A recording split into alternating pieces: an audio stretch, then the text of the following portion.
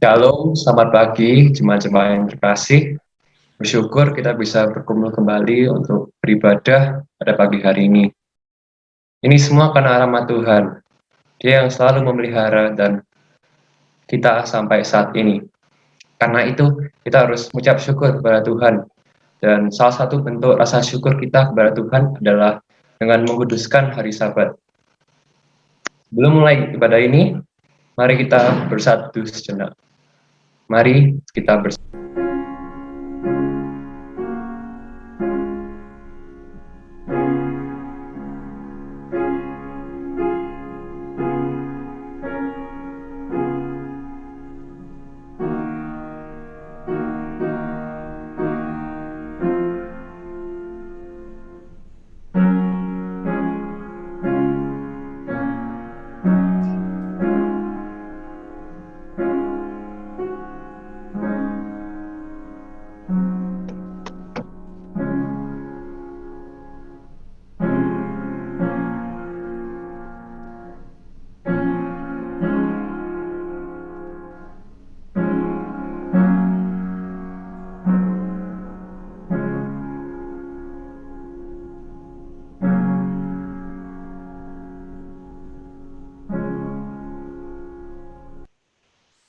Pertolongan ibadah kita datangnya dari Allah, pencipta langit dan bumi.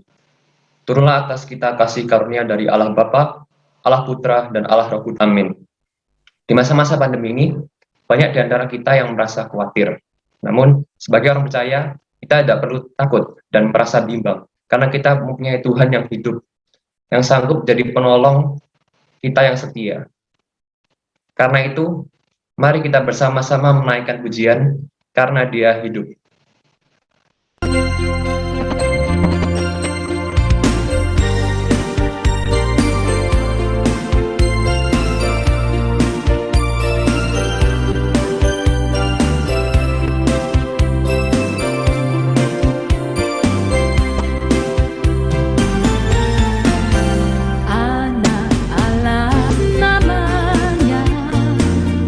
Menyembuhkan,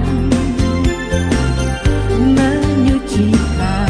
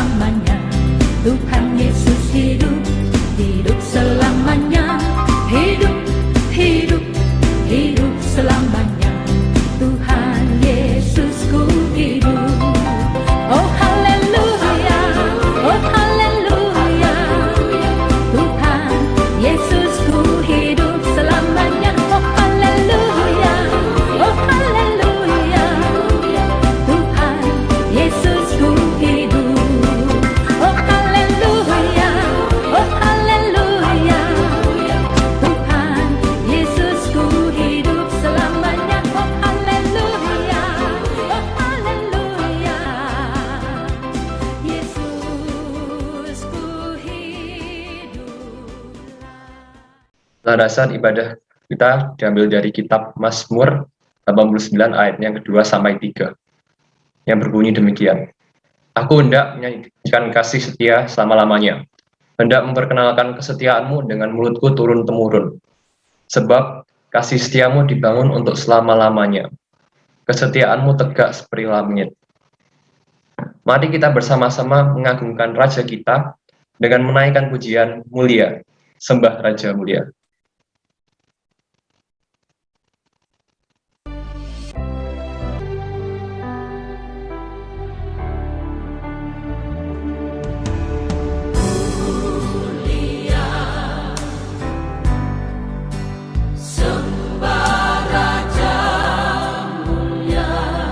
Kasih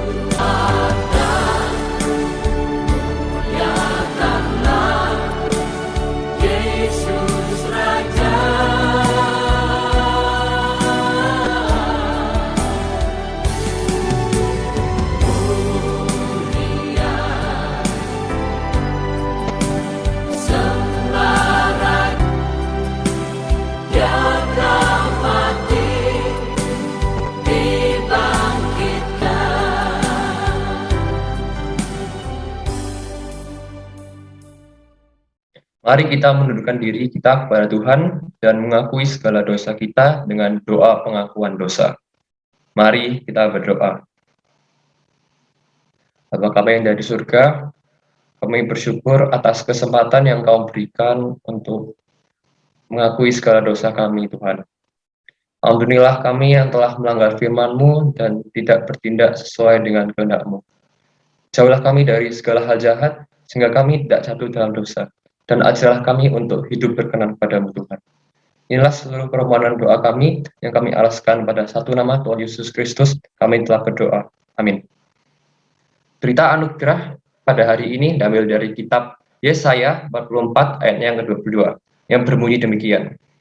Aku telah menghapus segala dosa pemberontakanmu, seperti kabut diterbangkan angin, dan segala dosamu seperti awan yang tertiup. Kembalilah kepadaku, sebab aku telah menebus engkau. Dan petunjuk hidup baru pada hari ini diambil dari kitab Mika 6 ayatnya yang ke-8 yang berbunyi demikian. Hai manusia, telah diberitahukan padamu apa yang baik, dan apakah yang dituntut Tuhan daripadamu, selain berlaku adil, mencintai kesetiaan, dan hidup dengan rendah hati di hadapan Allahmu? Mari kita bersama-sama mengikrarkan iman kita dengan pengakuan iman rasuli. Pengakuan iman rasuli. Aku percaya kepada Allah, Bapa yang Maha Kuasa, Khalik langit dan bumi, dan kepada Yesus Kristus, Anak yang tunggal Tuhan kita, yang dikandung dari Roh Kudus, lahir dari anak darah Maria, yang menderita sengsara di bawah pemerintahan Pontius Pilatus, disalibkan, mati, dan dikuburkan, turun ke dalam kerajaan maut. Pada hari yang ketiga, bangkit pula dari antara orang mati. Yang surga, duduk di sebelah kanan Allah, Bapa yang Maha Kuasa, dan dari sana ia akan datang untuk menghakimi orang yang hidup dan yang mati. Aku percaya kepada Roh Kudus, gereja yang kudus dan am, persekutuan orang kudus, pengampunan dosa, kebangkitan tubuh, dan hidup yang kekal. Amin. Kita akan memasuki doa syafaat dengan pokok-pokok doa sebagai berikut. Pertama, doakan untuk pemerintah dalam menanggulangi COVID, kiranya mereka diberikan hikmat dalam melaksanakan tugasnya, sehingga kasus COVID ini bisa cepat berakhir. Dan untuk pokok doa yang kedua, doakan untuk sekolah yang akan melaksanakan tatap muka pada bulan Oktober.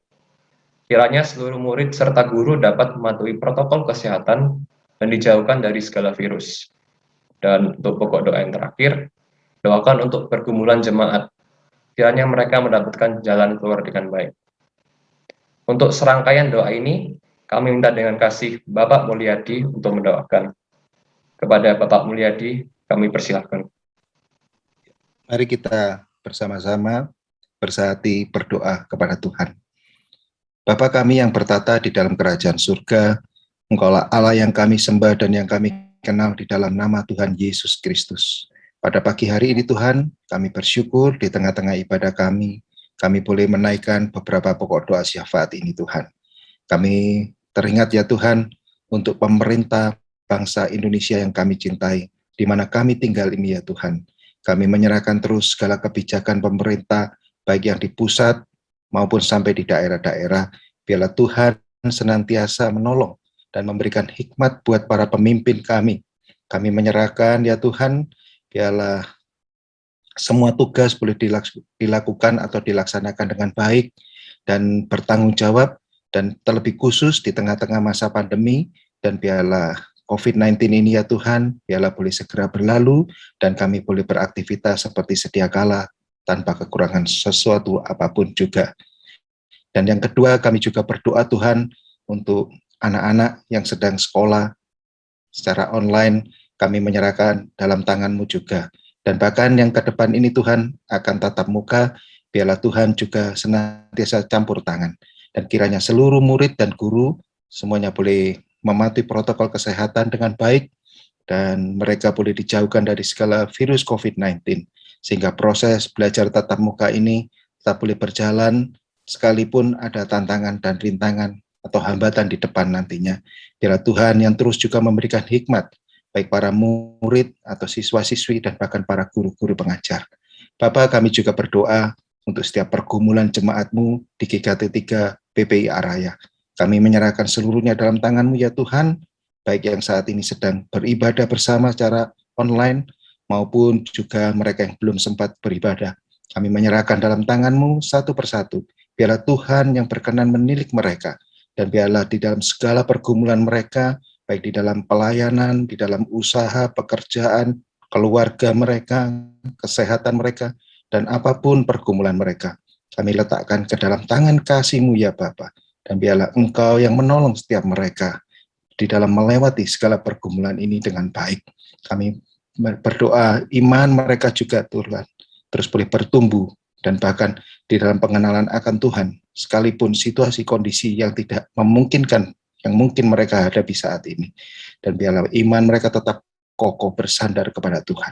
Terima kasih, kami rindu ya Tuhan, kiranya Engkau yang memberikan jalan keluar bagi setiap mereka satu persatu, sehingga mereka boleh merasakan penyertaan Tuhan, kebaikan Tuhan, dan bahkan kasih dan anugerah keselamatan yang Tuhan berikan buat mereka. Terima kasih Bapa, inilah doa kami yang jauh dari sempurna, yang kami panjatkan hanya di dalam satu nama, Tuhan kami Yesus Kristus, Juru Selamat kami yang hidup. Kami sudah berdoa dan bersyukur kepada-Mu. Amin. Kita akan bersama-sama merenungkan kebenaran firman Tuhan yang akan disampaikan oleh Evangelis Erni. Kepada Evangelis Erni, kami persilahkan. Baik. Terima kasih, Estan. Rekan-rekan dikasih oleh Tuhan, Shalom. Senang sekali kita boleh bersama-sama kembali. Halo. Hari ini sudah masuk bulan September, yaitu minggu yang keempat, yang terakhir. Ya, saya sempat melihat status IG-nya si Lisa yang menghitung tahun 2021 tinggal beberapa waktu. Saudara, sungguh waktu ini berlalu dengan begitu cepatnya.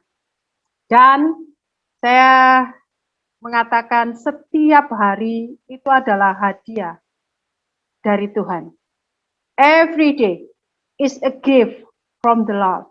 Semuanya adalah, setiap hari itu adalah anugerah, berkat, hadiah.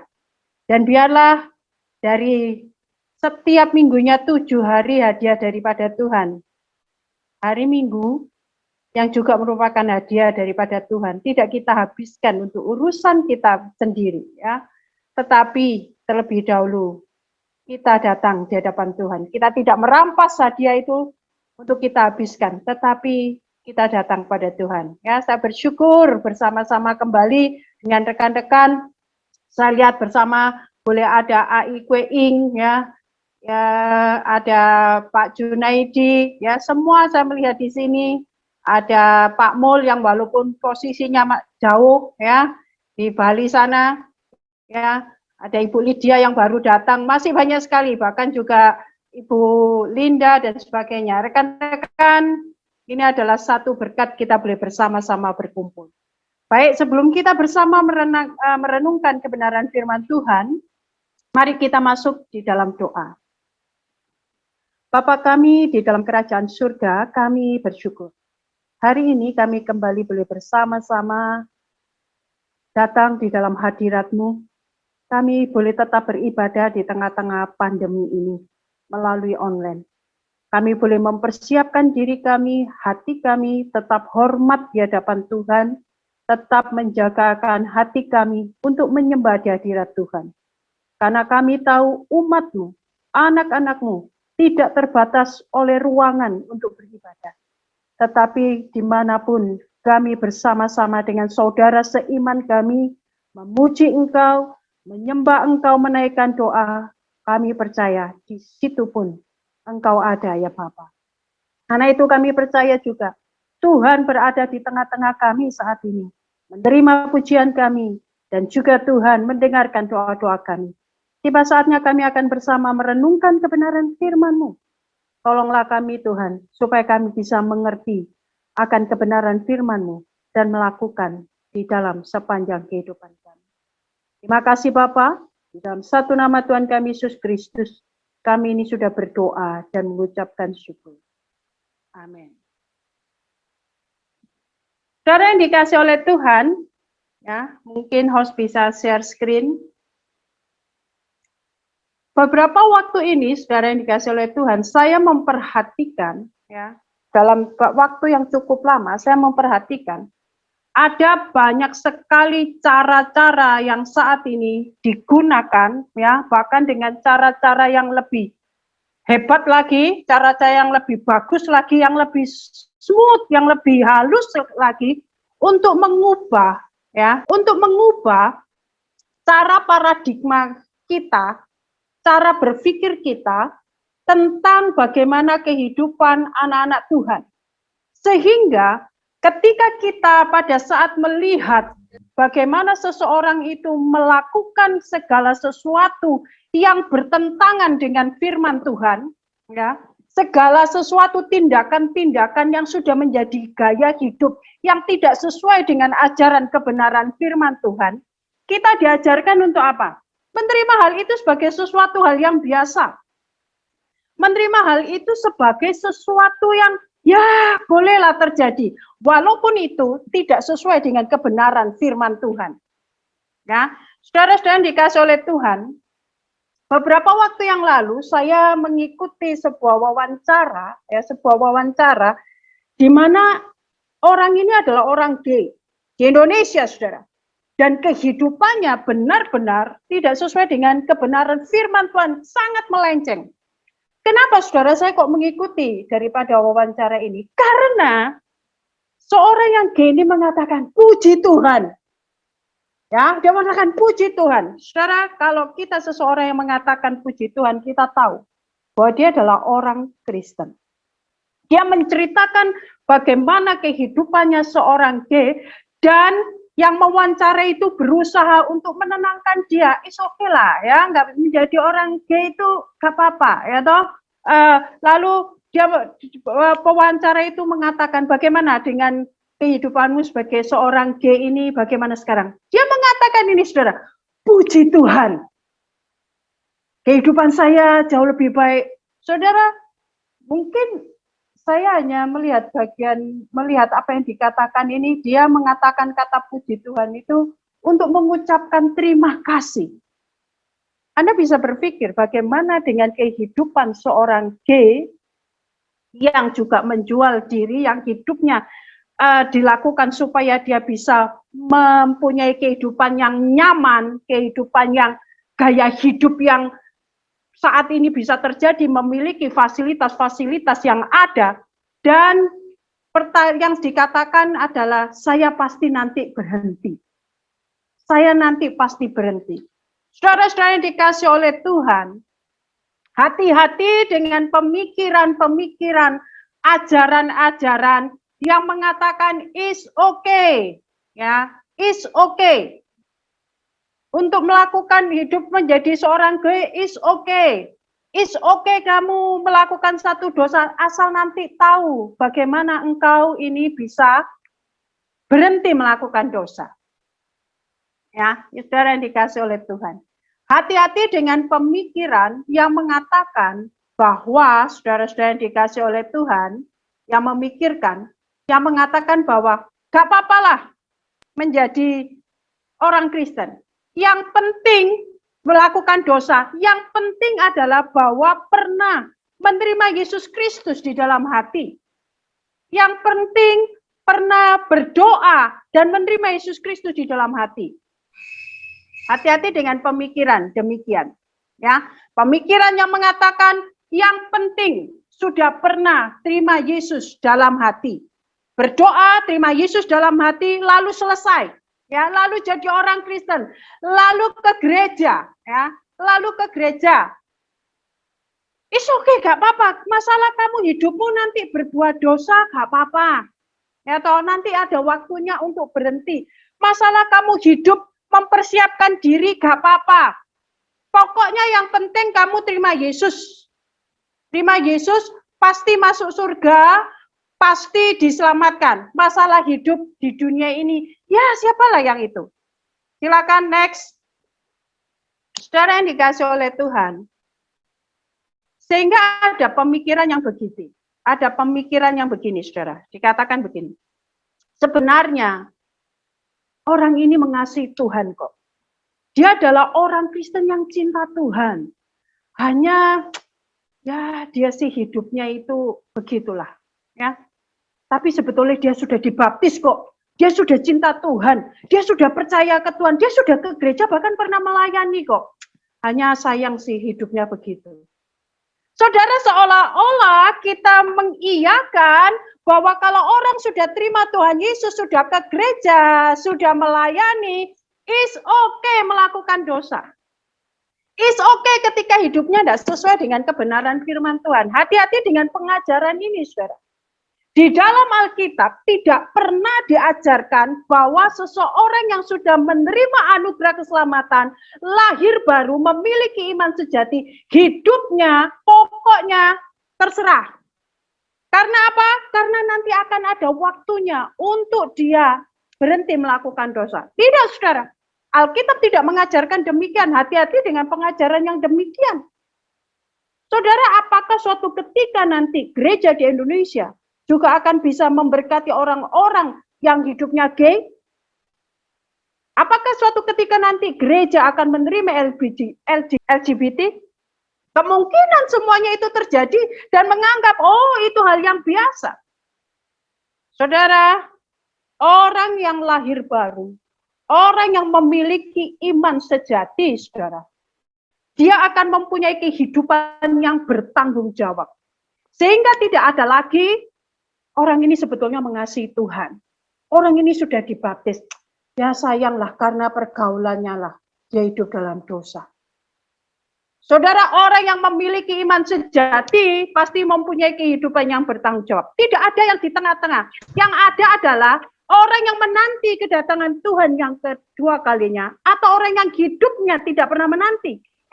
Orang yang dilahir barukan, atau orang yang mengalami dosa, orang yang mengalami pembaruan dari Tuhan, atau orang yang akan binasa. Saudara, ini yang ada. Hanya ada dua pilihan itu. Kita menanti orang-orang yang hidup dengan bertanggung jawab menanti kedatangan Tuhan, atau kita adalah orang Kristen yang tidak menanti, hidupnya seperti itu. Dan saudara, apakah kita adalah orang yang lahir baru atau orang yang tidak pernah lahir baru? Kita adalah orang yang diperbarui oleh Tuhan terus-menerus, atau kita adalah orang yang binasa. Hanya ada dua pilihan itu. Tidak ada pilihan, oh sebenarnya dia adalah orang yang cinta Tuhan. Oh sebenarnya dia adalah orang Kristen yang baik. Hanya hidupnya ini karena keadaan dan sebagainya. Hidupnya tidak sesuai dengan firman Tuhan. Tidak bisa begitu. Orang-orang yang mengatakan puji Tuhan, yang mengatakan bahwa dia pelayanan begitu hebat setiap hari itu, tetapi ketika hidupnya tidak sesuai dengan standar kebenaran firman Tuhan, sepertinya dia sudah berada di dalam Tuhan. Dia pikir dengan mengatakan puji Tuhan, dia pikir dengan mengatakan bahwa dia hadir ke gereja, melayani Tuhan sebagai worship leader dan sebagainya, dia sudah berada di dalam Tuhan. Dia pikir dia sudah berada di dalam Tuhan, padahal belum di dalam Tuhan. Saudara yang dikasih oleh Tuhan, saya tidak mengatakan bahwa kita diselamatkan karena kehidupan kita yang saleh. Bukan. Kita diselamatkan karena anugerah Tuhan. Oleh karena keselamatan yang diberikan oleh Tuhan. Dan orang yang mempunyai iman sejati, mempunyai efek di dalam kehidupannya. Dia akan mempunyai kehidupan yang bertanggung jawab mengiringi Yesus Kristus sampai Yesus datang yang kedua kalinya. Saudara-saudara, saya percaya dan kita terus berdoa agar kita ini hidup sebagai orang-orang yang menantikan kedatangan Tuhan yang kedua kali ini. Mari kita melihat di dalam Lukas pasalnya yang kedua, yang ke-12, Lukas pasalnya yang ke-12, ayatnya yang ke-35 sampai 40. Ya. Lukas pasalnya yang ke-12, ayatnya yang ke-34 sampai dengan ayatnya yang ke-40. Lukas pasalnya yang ke-12, ayatnya yang ke-35 sampai 40. Saya boleh minta Fania untuk membacakannya. Lama sudah berarti tidak mendengar suaramu, Van. Lukas 12 ayatnya 35-40. Hendaklah pinggangmu tetap berikat dan pelitamu tetap menyala. Dan hendaklah kamu sama seperti orang-orang yang menanti-nantikan tuannya, yang pulang dari perkawinan, supaya jika ia datang dan mengetok pintu, segeralah dibuka pintu baginya. Berbahagialah hamba-hamba yang didapati tuannya berjaga-jaga ketika ia datang. Aku berkata kepadamu, sesungguhnya ia akan mengikat pinggangnya dan mempersilakan mereka untuk duduk makan. Dan ia akan datang melayani mereka. Dan apabila ia datang pada tengah malam atau pada dini hari dan mendapati mereka berlaku demikian, maka berbahagialah mereka. Tetapi ketahuilah ini, jika tuan rumah tahu pukul berapa pencuri akan datang, ia tidak akan membiarkan rumahnya dibongkar. Hendaklah kamu juga siap sedia, karena Anak Manusia datang pada saat yang tidak kamu sangkakan. Saudara yang dikasih oleh Tuhan, gambaran orang yang hidupnya menantikan Tuhan, kehidupan yang bertanggung jawab selama dia mengiringi Yesus, di sini digambarkan adalah sebagai seorang hamba, ya, seorang hamba yang diperintahkan, yang siap sedia untuk menanti kehadiran tuannya. Tuannya lagi kemana? Dikatakan di sini, tuannya itu lagi pergi ke pernikahan, acara pesta, ya. Lalu hamba ini apa yang dilakukan oleh hamba ini? Hamba ini dia siap sedia untuk membukakan pintu apabila tuannya datang.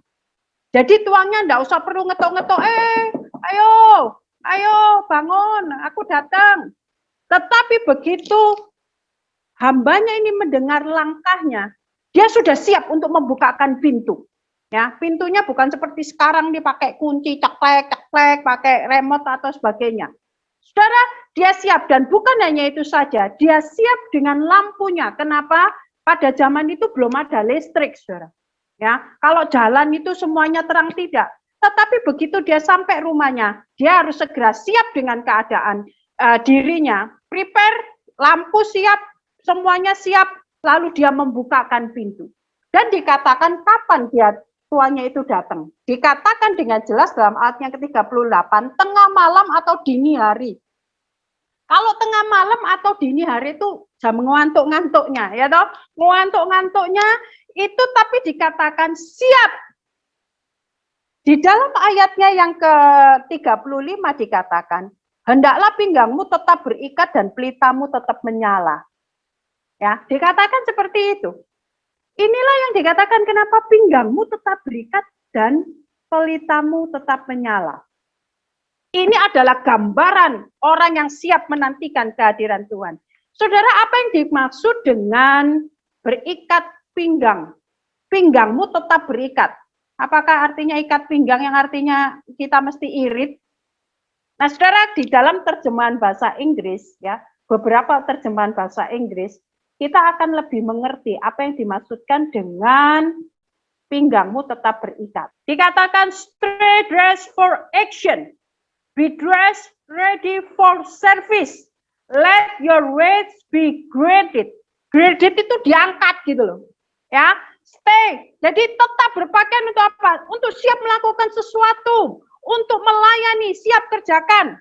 Saudara, perlu kita perhatikan baju pada zaman ketika Tuhan Yesus hidup itu beda dengan baju sehari-hari yang kita pakai. Baju yang dulu, nah ini adalah jenis-jenis baju yang dipakai zaman dulu, tidak seperti kita, tetapi dengan banyak aksesorisnya. Ya, banyak aksesorisnya, ininya. Lalu mereka, khususnya para hamba itu, harus mempunyai teknik bagaimana keadaan yang sigap. Sehingga ketika dikatakan hendaklah pinggangmu tetap berikat, bukan berarti pakai sabuk, saudara. Tapi bagaimana seorang hamba itu dengan sigap, karena begitu. Ini yang saya tampilkan how to gird your loins, bagaimana untuk mengangkat jubahmu. Ini adalah bentuk yang sederhana bajunya.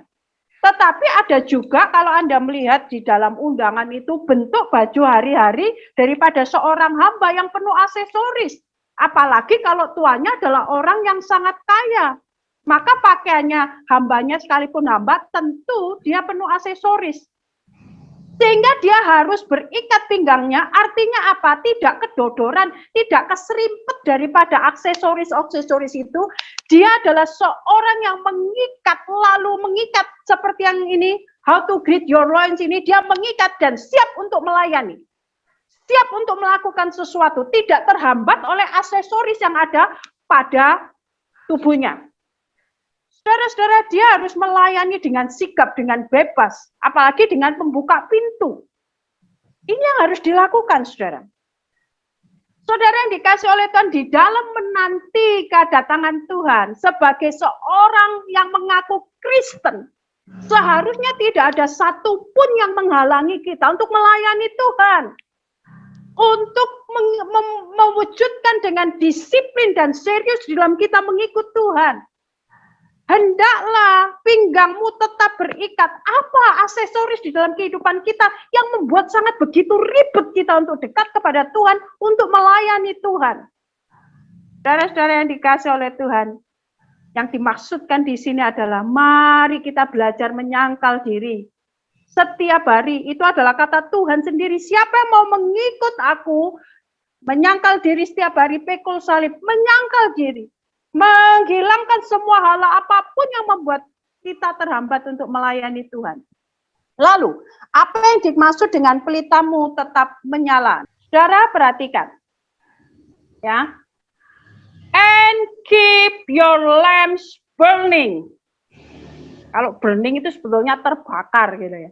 Saudara, kalau kita melihat pelita itu, kita pasti ingat tentang perumpamaan 5 gadis bijaksana, 5 gadis bodoh. Ya, di mana saudara, 5 gadis yang bijaksana ini, selain dia punya lampu itu, dia juga punya apa? Punya minyak. Gambaran 5 gadis bijaksana sama gadis yang bodoh ini adalah gambaran apa? Orang yang siap atau tidak siap. Karena tidak tahu kapan mempelai itu datang. Siap enggak? Mereka hadir, sama-sama menunggu. Mereka hadir, sama-sama menanti. Tetapi satu orang, mereka hadir menantikan dengan persiapan, sedangkan yang satu menanti, tapi tidak ada persiapan. Ada anak-anak Tuhan, orang-orang Kristen yang hidupnya menanti tapi tidak siap sedia. Tetapi ada orang-orang Kristen yang benar-benar menanti dan siap sedia.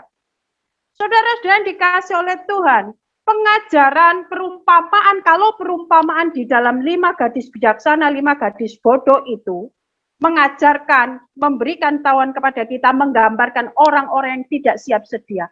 Maka di dalam perumpamaan yang tadi kita baca ini, justru mereka adalah orang-orang yang siap. Berikat pinggang dan juga tetap menyala itu, saudara. Ini hendak mengajarkan kepada kita, agar kehidupan kita di dalam mengiring Yesus, itu adalah kehidupan yang menyangkal diri dan selalu waspada. Mengiringi Yesus, hidup sebagai orang-orang yang sungguh-sungguh lahir baru, itu adalah hidup yang menyangkal diri untuk melayani Tuhan, untuk hidup berkomitmen dengan Tuhan, untuk menyerahkan hidup dalam Tuhan, dan juga untuk hidup menjadi terang, menjadi berkat bagi banyak orang, menjadi sinar yang memancarkan kasih Tuhan kepada banyak orang, dengan penuh kewaspadaan. Saudara-saudara yang dikasih oleh Tuhan, pertanyaannya adalah, mengapa hambanya ini mau melakukan ini? Mengapa dia ngantuk-ngantuk tetap harus berjaga, mempersiapkan diri sambil menyalakan lilin, menyalakan lampu itu? Apakah saudara yang dikasih oleh Tuhan? Tentu jawabannya ya dia hamba lah. Nah, dia akan dibayar loh. Kalau dibayar ya dia harus melakukan tanggung jawabnya. Apakah itu saudara-saudara? Apakah itu yang terjadi di dalam kehidupan kita sebagai anak-anak Tuhan? Kenapa? Kalau aku tidak melayani Tuhan, tidak diberkati. Kalau aku tidak komitmen sama Tuhan, aku tidak dilindungi. Hubungan kita dengan Tuhan seperti apa? Hubungan siapa yang mempunyai kuasa dan siapa yang tidak mempunyai kuasa. Siapa yang mempunyai wewenang untuk memerintah dan siapa yang layak diperintah. Apakah itu yang digambarkan Tuhan di dalam perumpamaan ini? Bukan. Saudara perhatikan yang sangat luar biasa sekali ialah di dalam ayat yang ke-37. Berbahagialah hamba-hamba yang didapati tuannya berjaga-jaga ketika ia datang. Aku berkata kepadamu, sesungguhnya ia akan mengikat pinggang dan mempersilahkan mereka duduk makan, dan ia akan datang melayani mereka. Ketika nyala apinya itu, lampunya juga tetap nyala. Ketika diketok pulang, dia segera membukakan pintu, lampunya tetap ada. Sambil ngantuk-ngantuk hambanya ini. Saudara, apa yang dilakukan oleh tuannya? Di situ dikatakan, tuannya tahu hambanya ini seharian menunggu. Pulangnya nggak tahu tengah malam atau pagi-pagi subuh, nggak tahu.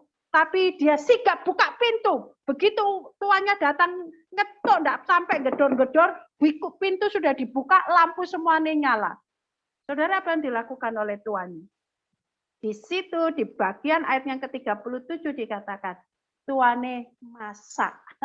Tuannya masak untuk hambanya, lalu ngomong, ayo, kamu sudah lama nunggu aku ya, ayo wes duduk, aku tak masak untuk kalian, tak masak no sing enak, wes sekarang kamu makan. Hambanya yang menunggu dengan siap, yang waspada, yang siap, tuannya yang menjamu mereka dengan kasih. Bagaimana yang layak diberita, kalau salah tak hukum, kalau baik tak kasih hadiah, tidak.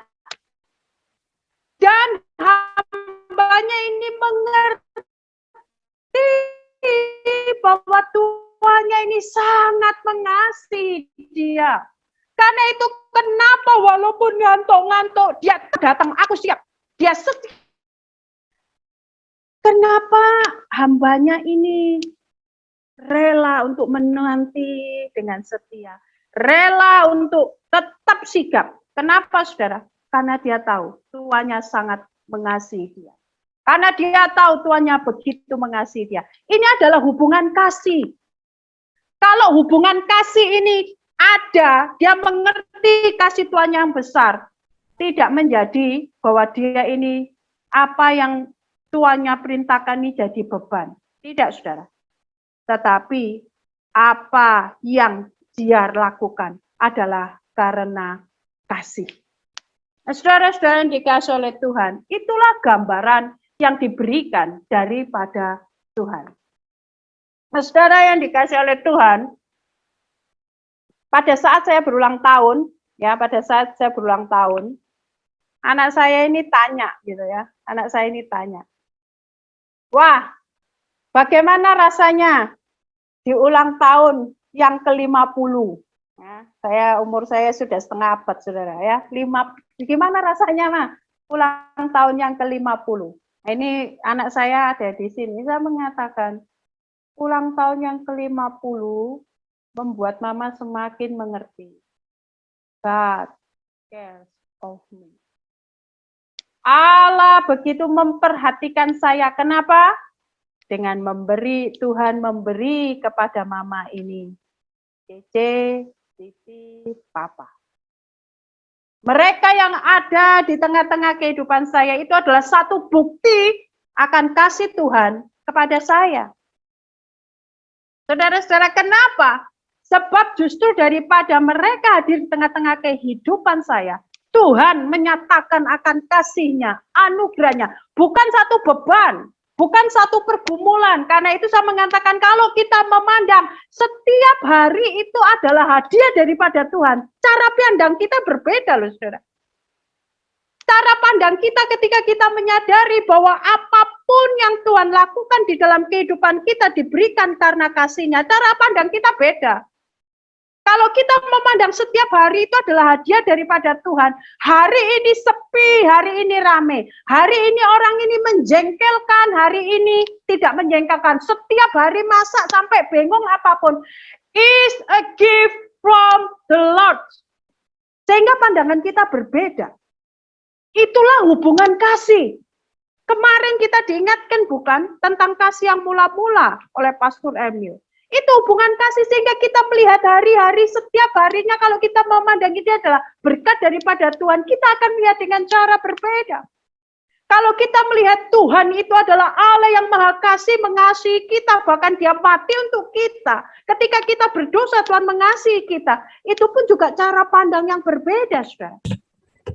Sehingga kita akan selalu mengucapkan syukur di dalam keadaan apapun. Kalau kita melihat bahwa keluarga kita, pekerjaan kita, anak-anak kita, suami kita, istri kita, mertua kita, ini adalah bukti kasih Tuhan, kita akan memperlakukannya dengan berbeda. Kalau kita mengerti bahwa pekerjaan kita ini adalah berkat Tuhan, hadiah daripada Tuhan, kita akan melakukan yang terbaik di dalam hal apapun. Suami istri bukan menjadi satu beban bagi kita. Anak-anak bukan satu beban bagi kita. Mertua orang tua kita tidak ada satu beban buat kita. Kenapa? Karena itu adalah berkat daripada Tuhan. Kalau kita melihat kehidupan kita adalah berkat daripada Tuhan, tidak ada kata berat untuk melayani Tuhan. Tidak ada kata berat untuk beribadah. Tidak ada kata berat. Hubungan inilah. Kenapa engkau beribadah? Kenapa engkau melayani Tuhan? Kenapa engkau menyangkal diri? Mengapa engkau bertahan menjadi seorang Kristen yang mencintai Tuhan? Karena aku tahu Tuhan Yesus itu mengasihi saya. Saudara-saudara dikasih oleh Tuhan, mari bersama-sama kita memikirkan apa yang Anda lakukan kalau seandainya hari ini Tuhan Yesus datang yang kedua kali. Karena Tuhan memberikan peringatan kepada kita. Coba lihat di dalam ayatnya yang ke-40. Saya bisa minta tolong Angel untuk membacakannya, Angel. Lukas 12 ayat 40, hendaklah kamu juga siap sedia, karena anak manusia datang pada saat yang tidak kamu sangkakan. Hendaklah kamu siap sedia, karena anak manusia datang pada saat yang tidak kamu sangkakan. Saudara, kalau misalkan saudara dikasih oleh Tuhan, kita tahu hari ini sebentar lagi setelah ibadah ini Tuhan Yesus datang yang kedua kalinya. Atau setidaknya hari ini adalah hari yang terakhir buat kita. Apa yang akan kita lakukan, saudara? Kita menanti atau tidak menanti sepanjang kehidupan kita. Ada sebuah kisah, saudara, di mana ketika saat itu seorang yang bernama Fransiskus dari Assisi, ya. Kita tahu itu tulisannya yang indah, Fransiskus dari Assisi. Dia sedang berkebun, gitu ya. Dia sedang berkebun. Lalu seseorang itu bertanya, ya, tanya, Pak Fransiskus, kalau misalnya hari ini, ya, hari ini juga adalah hari yang terakhir bagimu, atau katakan Tuhan datang menjemputmu, atau Tuhan datang kedua kalinya, apa yang akan Bapak lakukan? Dia motong-motong bunganya, lalu bunganya guntingnya itu ditaruh, lalu dia memandang orang. Kalau hari ini adalah hari yang terakhir buat saya, atau Tuhan datang untuk yang kedua kalinya, dia mengatakan apa? Saya akan tetap berkebun. Kenapa saudara dia tetap berkebun? Saudara-saudara, dia tidak menyesal tentang bagaimana dia menjalani kehidupan komitmennya bersama dengan Tuhan. Dia sudah siap. Dia adalah orang yang menanti-nantikan. Ini gambaran gadis bijaksana yang menyediakan apinya. Menyediakan api dan minyaknya. Dia mengatakan, aku tetap berkebun. Saudara, kalau seandainya saat ini Tuhan datang yang kedua kalinya, hari yang terakhir, kita akan mikir, apa sing gurung tak beres no ini? Aku belum beres ini. Aku masih punya musuh ini. Aku masih punya sakit hati ini. Aku masih ada dosa yang masih tak simpan. Apakah itu akan terjadi, saudara?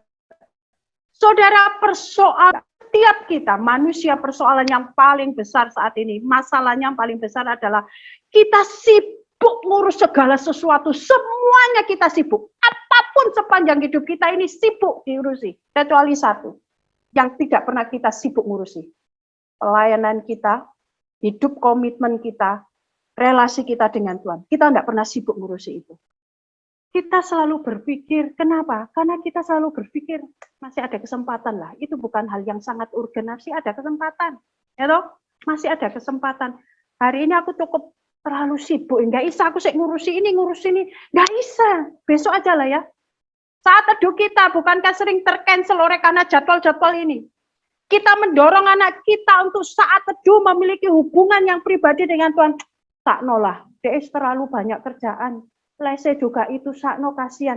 Sudah enggak apa-apa lah, hari Minggu enggak usah ke gereja, enggak apa-apa, kasihan banyak. Kita terlalu memikirkan besok masih hari Minggu, besok masih ada. Kita mau berdoa untuk keluarga kita, suami kita, istri kita, anak-anak kita. Kantuk ini enggak apa-apa lah besok, nanti aku tidur sebentar. Kita selalu berpikir bahwa kita ini punya waktu. Nantilah kalau jam 10, itu ya jam 10 lah, 15.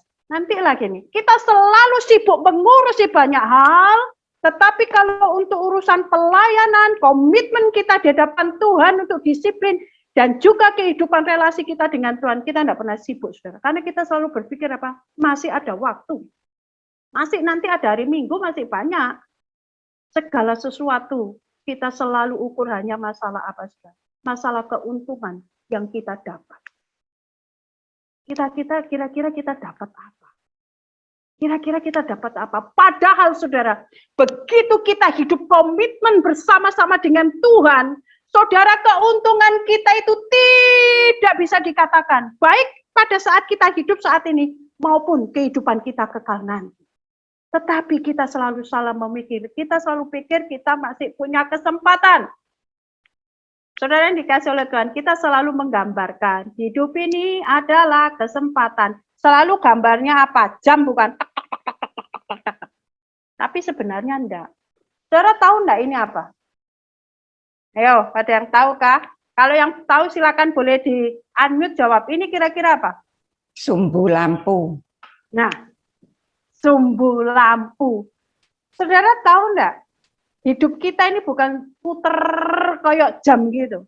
Tapi waktu yang kita miliki, suatu ketika akan habis kayak sumbu lampu ini. Ini adalah lampu kuno ya, kalau misalnya seret gitu ditarik, diisi minyaknya. Ini saudara, suatu ketika tali kehidupan kita yang sangat panjang itu akan habis. Seperti ini saudara. Hidup kita ini saudara akan habis suatu ketika. Tidak akan bisa diputar lagi. Kalau jam habis kayak kemarin jam, oh dikasih baterai ada, tidak. Tetapi kesempatan waktu yang kita miliki seperti lampu sumbu itu loh. Dinyalakan, seret, nyala. Terus kan itu kan kalau kalau ulang tahun kita tiup lilin. Kalau ulang tahun kita enggak muter jam, saudara, tapi tiup lilin. Kenapa? Semoga jangan habis ya, jangan habis, harus segera mati. Saudara, tapi tidak demikian dengan kehidupan kita. Kehidupan kita ini seperti tali sumbu yang sangat panjang, yang nyala terus, dan pasti suatu ketika akan habis. Saudara-saudara, kita ini berpikir selalu punya kesempatan. Tetapi ada saatnya, kita ini adalah menjadi hari yang terakhir dalam hidup kita. Atau menjadi orang yang terakhir bagi orang yang kita jumpai. Saudara, ketika saya menghadiri akan sebuah di gotong royong kemarin ya, ada anak usia 14 tahun meninggal karena kecelakaan. Saya sebagai seorang mama ya, saya percaya kita semua wanita yang melahirkan anak. Walaupun saya itu tidak kenal nenek, tapi sebagai seorang mama yang kehilangan anak 14 tahun, dada saya pun terasa saya seperti bagaimana. Karena itu saya selalu mengingatkan anak-anak muda. Ketika kira-kira hari Kamis atau hari Jumat saya telepon. Saya mengingatkan terus. Saya telepon seseorang dan mengatakan, jangan bosan ya, selama semu masih hidup, belum mati, semua akan mengingatkan kamu. Dia senyum. Loh, benar ini.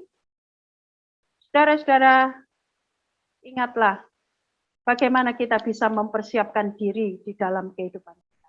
Ingat, mari kita hidup setiap waktu, apapun yang kita lakukan, jadikan ini siapa tahu ini hari yang terakhir buat saya atau buat orang yang saya temui. Ini mungkin hari yang terakhir bagi saya. Karena firman Tuhan mengingatkan, hati-hati berjaga-jaga. Tuhan datang itu seperti pencuri. Nggak ada yang tahu. Dia digambarkan mungkin pada tengah malam atau dini hari. Saudara-saudara, saya tidak bicara soal ngalup, tidak saudara. Ini ngalup bukan. Tetapi ini firman Tuhan yang mengingatkan. Hati-hati dan berjaga-jaga. Kita tidak tahu Tuhan Yesus itu datang kapan. Ini mengingatkan kehidupan kita. Agar kita selalu siap sedia. Karena itu saudara, setiap kali apapun yang kau lakukan, firman Tuhan mengingatkan Tuhan. Apapun yang kau lakukan. Entah kau makan, entah kau minum. Lakukan untuk Tuhan. Apapun yang kita lakukan, karena itu kita selalu melakukan apapun yang terbaik. Kalau engkau kerja yang terbaik untuk apa? Untuk Tuhan. Kalau engkau masak yang terbaik. Kalau engkau layani yang terbaik. Hidup komitmenmu dengan Tuhan. Relasimu dengan Tuhan. Saudara-saudara, tidak ada orang yang masuk kategori di dalam Alkitab. Tidak pernah diajarkan ada orang ini sebetulnya Kristen. Dia cinta Tuhan kok. Hanya ya sayanglah hidupnya itu salah pergaulan. Tidak. Yang ada adalah, adakah orang-orang Kristen? Dia menanti Tuhan dengan kehidupan yang penuh tanggung jawab, penuh komitmen, hidup melayani, siap sedia, nyala apinya, dan juga bajunya ini siap untuk melayani. Atau hidup orang Kristen yang tidak pernah menanti Tuhan. Hidup yang tidak bertanggung jawab. Itu adalah merupakan satu bukti bahwa sesungguhnya dia belum berada di dalam Tuhan. Apakah kita adalah orang menanti atau tidak menanti Tuhan? Mari, rekan-rekan yang dikasih oleh Tuhan, kita pun menjadi orang-orang yang menanti Tuhan. Hidup kita hidup yang penuh tanggung jawab di hadapan Tuhan. Hidup untuk melayani Tuhan. Hidup untuk menjadi berkat. Hidup untuk memberitakan Injil. Mari saudara yang dikasih oleh Tuhan, biarlah hidup kita selalu menanti Tuhan. Mari kita memberikan persembahan. Untuk persembahan ini dapat diserahkan kepada bendahara atau ditransfer melalui nomor rekening yang tertera. Untuk persembahan dapat diserahkan kepada bendahara atau ditransfer melalui nomor rekening yang tertera. Selagi memberikan persembahan, mari kita bersama-sama menaikkan pujian seperti Berusaha Rindu Sungaimu.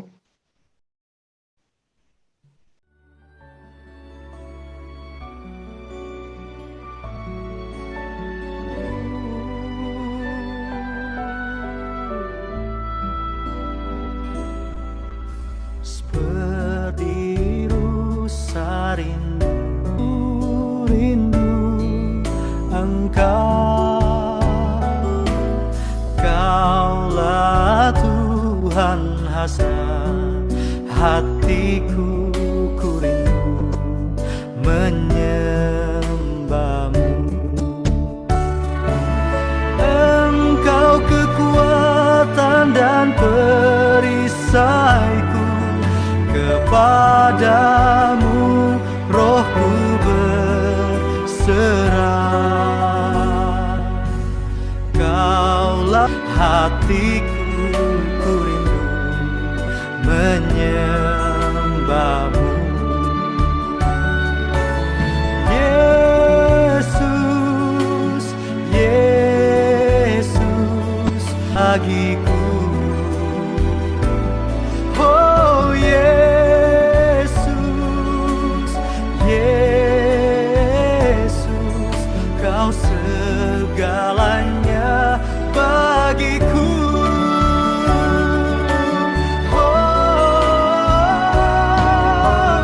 Engkau kekuatan dan perisaimu, rohku berserah. Kaulah Tuhan hasrat hatiku, ku rindu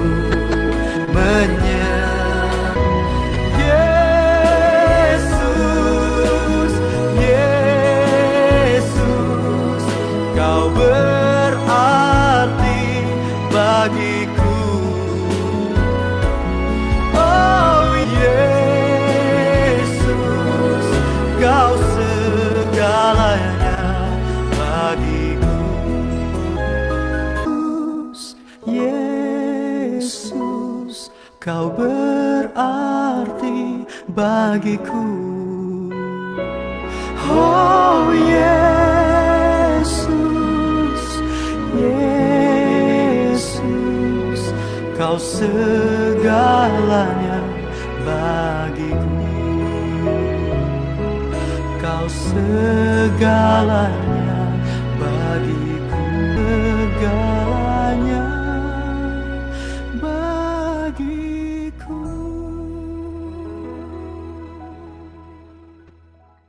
Kita akan menyerahkan persembahan kepada Tuhan dalam doa yang akan dipimpin oleh Pak Sony. Mari kita berdoa. Terima kasih ya Bapa atas persembahan-Mu ini. Hamba-Mu menyerahkan persembahan ini Tuhan ke dalam tangan-Mu. Berkati ya Bapa tangan-tangan yang sudah memberi maupun tangan-tangan yang belum sempat memberi. Hamba-Mu juga berdoa ya Tuhan agar para pengurus dapat mengelola persembahan ini dengan bijak, hikmat, dengan memuliakan nama-Mu serta memperlebar kerajaan-Mu di tempat ini. Terima kasih Bapa atas persembahan ini. Hamba-Mu berdoa menyerahkan doa ini hanya di dalam satu nama Tuhan kami Yesus Kristus. Haleluya, amin. Kita akan bersama-sama memperhatikan warta untuk minggu ini yang akan disampaikan oleh Bapak Sony. Shalom, Bapak Ibu yang terkasih dalam Tuhan Yesus. Selamat pagi, selamat hari Minggu, dan selamat beribadah. Saya akan membacakan warta gereja untuk sepekan ini. Mengucapkan terima kasih kepada penginjil Ernie Loe atas pelayanan firman Tuhan pada pagi hari ini. Tuhan memberkati keluarga, pelayanan, dan kesehatannya. Ibadah sekolah minggu dan pemuda remaja akan diadakan hari ini jam 10 pagi. Mari kita mendampingi dan mendorong generasi muda sejak dini untuk mengingatkan dan menguduskan hari Sabat. Hari Selasa jam 7 malam akan diadakan fellowship Mari Berdoa, khusus untuk kaum wanita via Zoom. Jadi khusus untuk ibu-ibu ya, hari Selasa jangan lupa pukul 7 malam. Setiap hari Kamis akan diadakan berdoa dan berpuasa, dimulai jam 7 sampai dengan setiap hari Kamis akan diadakan berdoa dan berpuasa dimulai jam 6 pagi sampai dengan jam 4 sore.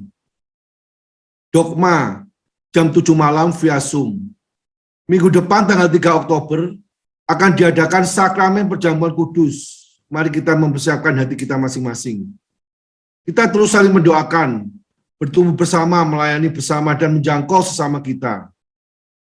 Tanggal 21 September yang kemarin, Ibu Gembala kita, Ibu Eni, merayakan ulang tahun yang ke-50. Tuhan memberkati. Sekian Warta Gereja minggu ini. Tuhan Yesus memberkati. Kita akan mengakhiri ibadah ini dengan pujian doksologi dan doa berkat yang akan dipimpin oleh Pendeta Eliatman. Kepada Pendeta Eliatman, kami persilahkan.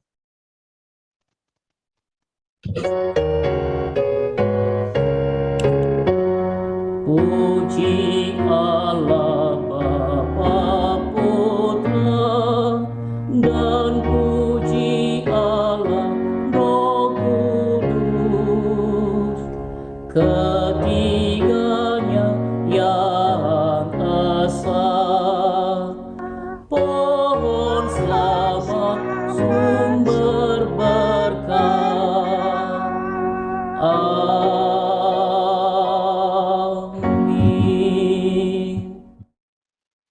Mari saudara yang dikasihi oleh Tuhan, arahkan hati kepada Tuhan dan terimalah berkat-Nya. Kiranya berkat dari Allah Bapa, kasih sayang dari Kristus Tuhan, pertolongan penghiburan dari Allah Roh Kudus, menyertai saudara-saudari semua, mulai hari ini sampai Tuhan Yesus datang untuk kedua kalinya. Amin. Amin. Amin.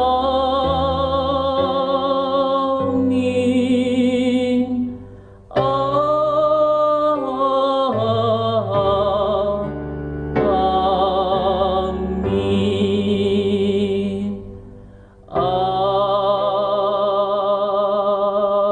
Amin.